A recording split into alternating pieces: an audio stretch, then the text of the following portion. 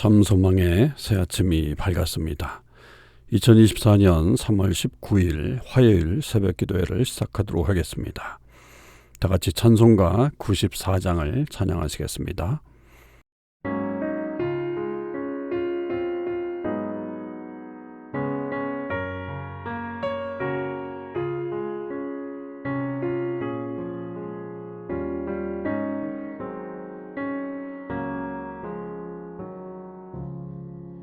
주 예수보다 더 귀한 것은 없네.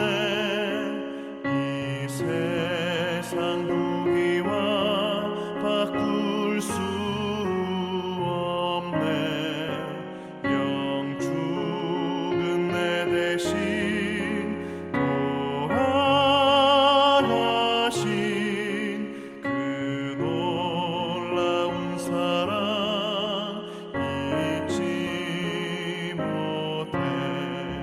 세상 즐거움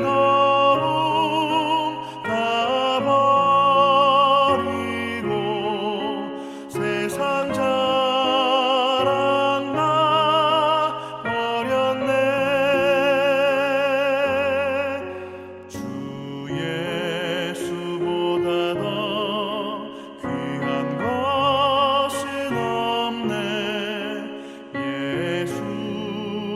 예수밖에는 없네. 주 예수보다 더 귀한 것은 없네. 이 세상 명예와 바꿀 수 없네. 이전에 즐기던 세상 일도 주 사랑하는 마음 맺지 못해. 세상 즐거움 다 버리고 세상 자랑 다 버렸네. 주 예수보다 더 귀한 것은 없네. 예수밖에는 없네.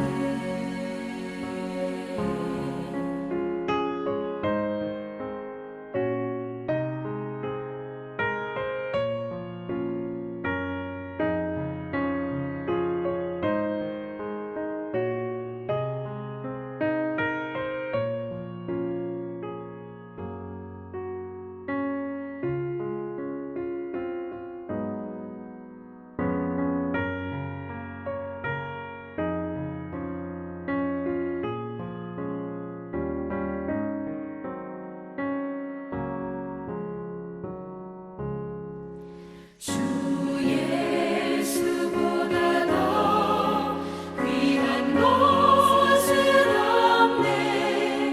이 세상 행복과 바꿀 수 없네.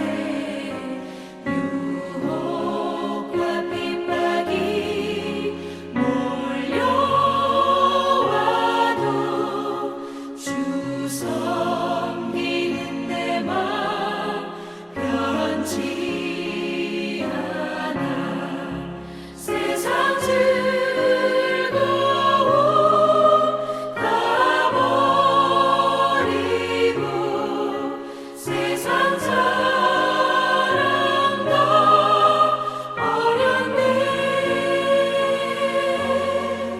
주 예수보다 더 귀한 것은 없네.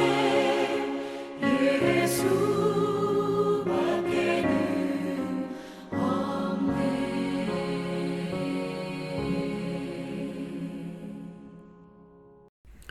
오늘 하나님께서 저희들에게 주신 말씀은 마가복음 13장 1절에서 13절 말씀입니다. 마가복음 13장 1절에서 13절 말씀을 읽겠습니다. 예수께서 성전에서 나가실 때에 제자 중 하나가 이르되 선생님이여 보소서 이 돌들이 어떠하며 이 건물들이 어떠하니이까. 예수께서 이르시되 내가 이 큰 건물들을 보느냐. 돌 하나도 돌 위에 남지 않고 다 무너뜨려지리라 하시니라.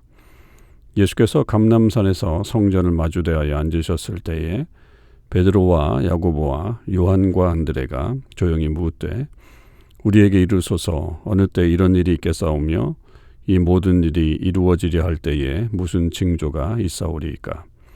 예수께서 이르시되 너희가 사람의 미혹을 받지 않도록 주의하라. 많은 사람이 내 이름으로 와서 이르되 내가 그라하여 많은 사람을 미혹하리라. 난리와 난리의 소문을 들을 때에 두려워하지 말라. 이런 일이 있어야 하되 아직 끝은 아니니라. 민족이 민족을 나라가 나라를 대적하여 일어나겠고 곳곳에 지진이 있으며 기근이 있으리니 이는 재난의 시작이니라. 너희는 스스로 조심하라. 사람들이 너희를 공회에 넘겨주겠고 너희를 회당에서 매질하겠으며 나로 말미암아 너희가 권력자들과 임금들 앞에 서리니 이는 그들에게 증거가 되게 함이라. 또 복음이 먼저 만국에 전파되어야 할 것이니라.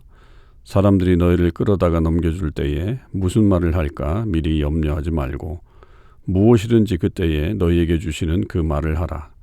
말하는 이는 너희가 아니요 성령이시니라. 형제가 형제를 아버지가 자식을 죽는 데 내주며 자식들이 부모를 대적하여 죽게 하리라. 또 너희가 내 이름으로 말미암아 모든 사람에게 미움을 받을 것이나 끝까지 견디는 자는 구원을 받으리라. 아멘. 오늘도 이 새벽기도회에 동참하는 우리 모든 참소망의 식구들과 또 하나님의 모든 백성들 위해 주님의 크신 은혜와 사랑이 함께 하시기를 간절히 축원을 드립니다. 오늘 말씀은 마가복음 13장 1절에서 13절의 말씀인데요. 마가복음 13장은 소위 말해서 소묵시록이라고 말할 정도로 이 종말에 대한 예언이 포함되어 있는 특별한 성경입니다. 근데 이 종말에 대한 말씀을 시작하시는 예수님의 어떤 그 장면 속에서는 이 성전의 무너짐이 그 종말의 어떤 징조로 그렇게 보여지고 있죠. 그래서 다시 성전을 나가실 때에 예수님의 제자 중에 하나가 이 성전의 어떤 위대함 또 성전의 웅장함에 대해서 물어보죠. 이 지금 이 헤롯 성전은 거의 48년 동안 지금 계속 짓고 있는 그런 성전입니다. 그러니까 그 규모가 특별히 이 예수님의 제자들이 예루살렘에 살고 있지 않은 시골 사람들이라고 할 때 그들에게는 매우 웅장한 느낌을 줄 수밖에 없는 그런 성전이었죠. 그랬더니 예수님께서 이 큰 건물들을 보느냐 돌 하나도 돌 위에 남지 않고 다 무너뜨려지리라 이렇게 말씀을 하십니다. 이것은 굉장히 충격적인 말씀이죠. 이렇게 웅장한 이 성전 건물이 다 무너진다라고 한다면 그것도 돌 위에 돌 하나도 남지 않는다라고 한다면 결국은 완전히 황폐화되는 그런 일들이 벌어지는데 이것은 엄청난 충격적인 이야기가 되겠죠. 그러나 이제 우리가 알다시피 이 말씀은 한 세기가 지나가기도 전에 AD 70년에 로마 디도 장군에 의해서 이것이 현실화되는 것을 우리는 역사적으로 알고 있습니다. 그만큼 예수님의 이 예언은 확실하게 이루어졌다라고 하는 것이죠. 이렇게 충격을 받은 이 제자들과 함께 예수님이 이제 감람산으로 오셔서 성전을 마주대하고 성전이 보이도록 앉으셨을 때에 이 4명의 제자가 이제 등장합니다. 베드로, 야고보, 요한, 안드레가 예수님에게 이제 묻죠. 어느 때에 이런 일이 있겠습니까? 또 이 모든 일이 이루어질 때에 무슨 징조가 있을 것입니까? 알기를 원하겠죠. 과연 어떤 일이 벌어지길래 이렇게 성전이 무너질 것인가? 아마 이들은 큰 전쟁을 그렇게 생각했을 것이고 또 어떤 특별한 일이 있어야만 성전이 무너질 것이다라고 생각을 했기 때문에 이 질문을 했겠죠. 그럴 때 예수님의 첫 번째 대답은 너희가 사람의 미혹을 받지 않도록 주의해라. 그러니까 미혹이 찾아온다는 것을 먼저 말하는 것이 좀 의아하긴 합니다만 그 징조 중에 하나로 사람들을 미혹하는 일들이 있는데 그게 무슨 미혹이냐면 많은 사람들이 예수님의 이름으로 와서 내가 그다 이렇게 말하고 미혹할 것이다. 그러니까 결국 내가 그다라고 하는 말은 신적인 어떤 그런 정언법이죠. 나는 나다라고 하는 나는 스스로 있는 자다라고 하는 하나님께서 말씀하신 그 장면이고 예수님도 이 말씀을 하셨기에 신적인 어떤 그런 자기 주장 이렇게 볼 수가 있겠죠. 이제 그런 사람들이 많이 나타나는 것이 하나의 징조다. 그래서 많은 사람들이 이 사람들을 미혹해서 헷갈리게 할 것이다. 이게 이제 하나의 징조로 말씀하고 있고요. 또 두 번째는 난리와 난리의 소문을 듣는다. 그리고 민족이 민족을 나라가 나라를 대적하고 또 자연재해도 일어난다. 지진이 일어나고 또 기근도 있다. 그런데 이제 이런 일들이 벌어지는 것이 끝이 아니다라고 하는 것을 예수님은 7절에 그리고 8절에는 재난의 시작일 뿐이다라고 말씀하십니다. 그러니까 이런 일로부터 시작한다는 거죠. 이런 일이 이제 계속 진행된 다음에 그렇게 이제 이 마지막 때에 대한 이야기가 나오죠. 이것은 뭐 단순히 예수님의 입장에서는 성전의 멸망의 때를 말하기도 하지만 이것은 이제 우리 이제 이 세계적인 종말까지도 말씀하고 있는 내용입니다. 그래서 성전의 종말이 성전의 무너짐의 어떤 일들은 당장 눈에 보이는 것이요. 그 뒤에 역사적인 어떤 종말이 나타나게 될 것이다라고 하는 것을 중의적으로 표현하고 있는 예수님의 말씀이라고 봐야 되겠죠. 그렇게 이제 재난이 시작이 될 것이고 그렇기 때문에 이것을 주의해야 되겠죠. 그런 일들이 벌어지면 이때가 마지막 때구나라고 하는 것을 우리는 직감적으로 깨달아야 된다라고 하는 것을 알게 됩니다. 그때에 이제 또 한 가지 일어나는 일들은 그 제자들을 공회에 넘겨주고 회당에서 매질하고 또 심지어 권력자들과 임금들 앞에 서게 되는 그런 일들이 벌어지게 될 것이다. 사실은 지금 예수님의 제자들은 촌부들이잖아요. 시골에서 올라온 사람들이 과연 특히 권력자들, 임금들 앞에 서는 일들이 뭐 그렇게 많이 있겠습니까? 그런데 이제 복음을 전하게 되다 보면 그런 일들이 일어나게 될 것이다.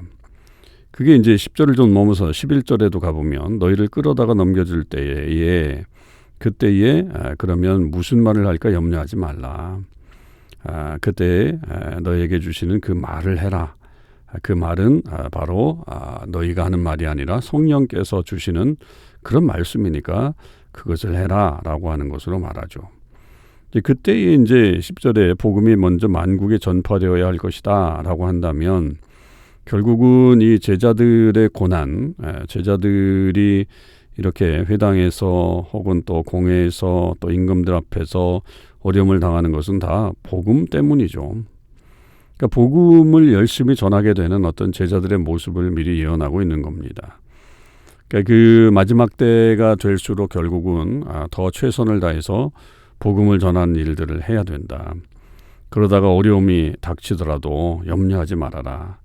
결국 그때 성령 하나님께서 함께 하실 것이고 그 성령께서 일러주시는 말로 대답을 하면 된다라고 그렇게 제자들을 또 위로하고 있는 것이죠.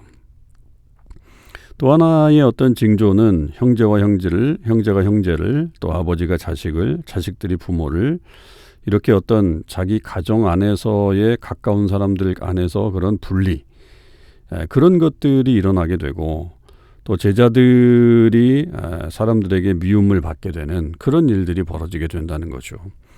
이건 역시 복음으로 인해서 나타난 현상들입니다. 여러분 뭐 오늘날의 우리의 가정 속에서도 이 복음 때문에 부부가 혹은 또 부모와 자녀가 이렇게 서로 나뉘어지는 것들을 많이 보잖아요.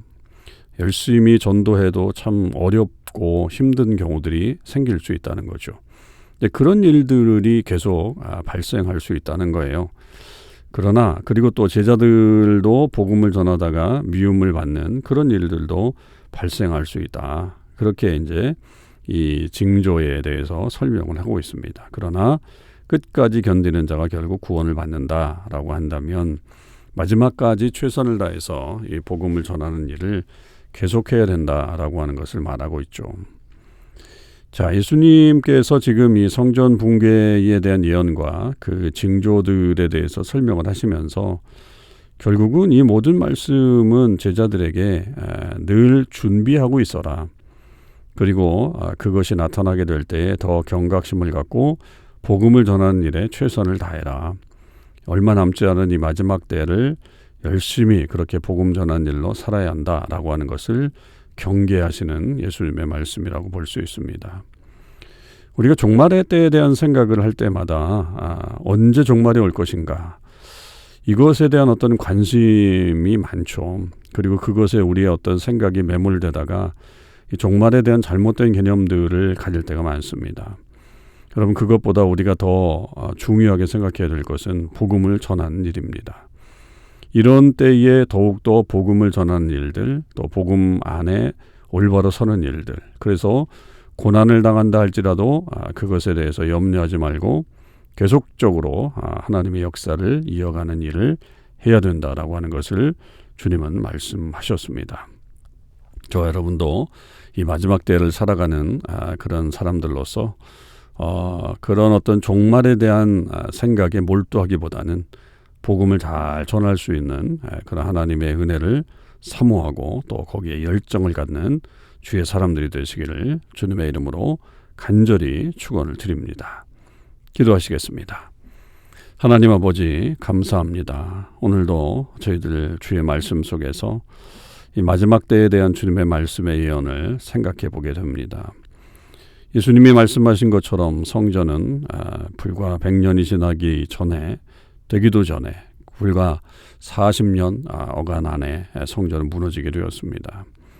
예수님의 말씀은 확실했습니다. 그리고 그 종말에 대한 예언도 예수님께서 하셨기에 그 말씀조차 이루어질 줄 믿습니다. 마지막 때를 살고 있는 저희들, 주님께서 말씀하신 대로 복음에 매진하는 저희들 되게 하시고, 때론 어려움과 또 고난을 당한다 할지라도 두려워하지 않고 계속적으로 주의 말씀 안에 거하는 저희가 되게 하여 주시옵소서. 오늘 하루도 주께서 함께해 주시길 원하고 우리 모든 삶이 주님께 영광 되기를 간절히 원하며 우리 주님 예수 그리스도의 이름으로 기도하옵나이다. 아멘. 성도 여러분, 오늘 하루도 주님의 은혜 안에서 승리의 삶을 사실 수 있기를 바랍니다.